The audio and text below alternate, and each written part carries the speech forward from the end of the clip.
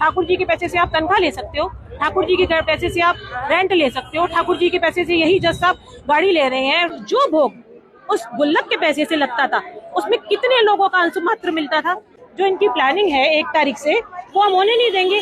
7 लाख रुपए महीने का खर्चा आ रहा है जैसा जज साहब ने बताया, और जज साहब 30 लाख रुपए महीने का खर्चा कराएंगे। आपको दिख रहा है, आम जनता को दिख रहा है, किसी को भी दिख रहा है ये सुधार कि भाई वो प्रसाद गोस्वामी के घर चला जाता है। आपको लगता है कि आज की डेट में कोई भी इंसान इतना पक्का प्रसाद डेली पा सकता है? हम आगे से जाके दर्शन कर सकते हैं, हमारे वो सारे अधिकार इन लोगों ने खत्म कर दिए हैं। तो कमेटी क्राउड मैनेजमेंट तो कुछ भी नहीं कर रही है कि हमारा आज जो प्रदर्शन है वो ठाकुर जी की सेवाओं में मेन तो व्यवधान को लेके है, और आप लोग जो विधेयक को लेके हमसे सवाल कर रहे हैं, तो वो जो विधेयक है वो तो ध्वनि मत से बहुत पहले ही पास हो चुका था। उसके बावजूद ये कमेटी बनाई गई और इस कमेटी को ये आदेश दिया सुप्रीम कोर्ट ने कि वो सबसे पहले यहाँ पे आके क्राउड मैनेजमेंट करे। तो कमेटी क्राउड मैनेजमेंट तो कुछ भी नहीं कर रही है।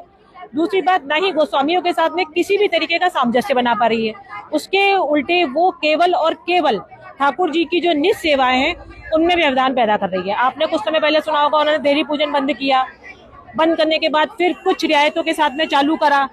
दूसरे उनका कहना था वीआईपी कल्चर बंद होगा। वीआईपी कल्चर मंदिर के अंदर पूर्ण रूप से जारी है। केवल गोस्वामियों के लिए रेस्ट्रिक्शन है कि वो अपने किसी पर्सन को नहीं ला सकते हैं, बाकी सरकारी वीआईपी कल्चर पूरे तरीके से चल रहा है। बल्कि जो कम जगह पे वीआईपी आके खड़े होते थे वो कटेगरा और बड़ा कर दिया है। अभी 2-4 दिनों पहले हम गोस्वामी समाज की महिलाएं, हाँ हो सकता है कि आम जनता आम महिलाएं ये कहें कि भाई हम क्यों धक्के खाएं, तो वो एक अलग उसका प्रबंधन इस कमेटी को करना है, क्राउड मैनेजमेंट इनको करना है।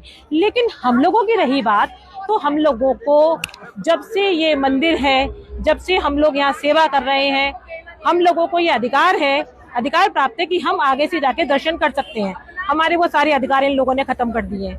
परसों इन्होंने जो एक कराया कि ठाकुर जी की जो प्रसाद कमेटी ने चालू करा था, पहले जो कमेटी थी उन्होंने चालू करा था, जो कि ठाकुर जी की गोलक के चढ़ावे से बनता था। ये कहाँ का तुक है कि ठाकुर जी के पैसे से ही हमारे घर में जो भोग प्रसाद बनता है हम लोग जो पाते हैं वो पैसा हमें कोई और देता है क्या?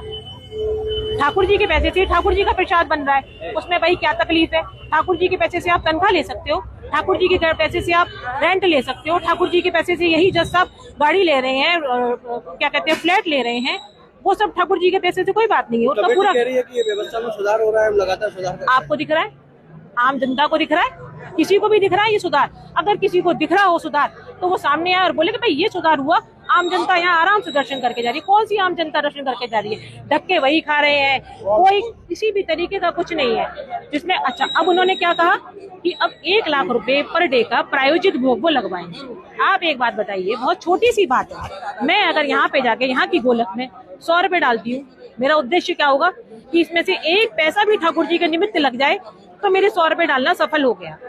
अब जो भोग उस गुल्लक के पैसे से लगता था उसमें कितने लोगों का अंश मात्र मिलता था? आप समझ रहे हैं उस बात को? उस डेली के भोग में कितने लोगों का अंश मात्र मिलकर ठाकुर जी को प्रसाद लगता था। लेकिन इन्होंने क्या कर रही है, या ये जो करना चाह रहे हैं, जो इनकी प्लानिंग है 1 तारीख से, वो हम होने नहीं देंगे। कोशिश पूरी करेंगे, बाकी ठाकुर जी जाने। तो वो जो इनका प्लान है कि कोई भी सेवक प्रायोजित भोग लगाएगा, भाई वो तो एक सेवक भोग लगाएगा, कहाँ हजारों सेवकों का भोग पर डे लगता था। उसमें 7 लाख रुपए महीने का खर्चा आ रहा है जैसा जज साहब ने बताया, और जज साहब 30 लाख रुपए महीने का खर्चा कराएंगे। क्या कॉन्फिडेंस है इसमें? किसका फायदा हो रहा है? कहाँ से हो रहा है? कुछ समझ में नहीं आ रहा, पूरा झोल नजर आ रहा है भैया हमें। आगे की क्या कार्ययोजना आपकी, क्या कहेंगे भाई? अगर इस तरीके से देखिए, आप क्राउड मैनेजमेंट करिए, हमसे सपोर्ट मांगिए, हमसे, हमारे समाज से, हमारे पुरुष समाज से हम पूरे तरीके से देने को तैयार हैं। अगर आप हमसे कहेंगे यहाँ से हट जाइए, आम जनता आ रही है, हम हटने को तैयार हैं। हम यहाँ नहीं कहेंगे कि हम यही अड़े रहेंगे, आम जनता कहीं और चलिए, हम हट जाएंगे। लेकिन इस तरीके से अगर आप सेवाओं में व्यवधान करेंगे, कमेटी की तरफ से ठाकुर जी के लिए केवल एक भोग की सेवा होती थी, मैं आपको क्लियर बता दूं, कमेटी की तरफ से ठाकुर जी के लिए एक भोग बनता था, वो भी ये बंद करने जा रहे हैं। बाकी इत्र, चंदन, माला, प्रसाद, पोशाक, बाकी सभी सेवाएं गोस्वामियों के ही भक्तगण कराते थे, उनके ही सेवक गण कराते थे। तो वो तो इनसे नहीं चालू हो रही है कि ठाकुर जी की और सेवाएं चालू कर रहे हैं, बल्कि एक जो भोग की सेवा है उसको ये बंद करवा रहे हैं। इनका कहना क्या है कि भाई वो प्रसाद गोस्वामी के घर चला जाता है। आपको लगता है कि आज की डेट में कोई भी इंसान इतना पक्का प्रसाद डेली पा सकता है? वो गोस्वामी भी उस प्रसाद का क्या करते थे? वो अपने 10 सेवकों को देते थे, वो 10 सेवक जाके और भी 10 सेवकों को अपने मिलने जुलने वाले, मतलब वो एक प्रसाद 100-150 जगह बंटता था, उसको कौन खा लेगा? कौन उस प्रसाद को प्रसाद के जैसे पाया जाएगा ना। खैर, इनकी जो कार्यप्रणाली है उससे चलते रहेंगे। इनके ऊपर अलग ही तरीके की कृपा हो रही है, अलग ही तरीके का हाथ है प्रशासन का, सरकार का, किसका हाथ है जो इस तरीके की चीजें कर रहे हैं। बट ठाकुर जी सब देख रहे हैं, कहीं ना कहीं इस चीज की अति जो हो रही है ना वो खत्म ही होनी है, ये सब होने वाला नहीं है। और रही बात, इनका मेन काम है यहाँ पे आके क्राउड मैनेजमेंट करना, वो करके अगर ये दिखा दें तो हम फिर वही कहेंगे जो ये कहें।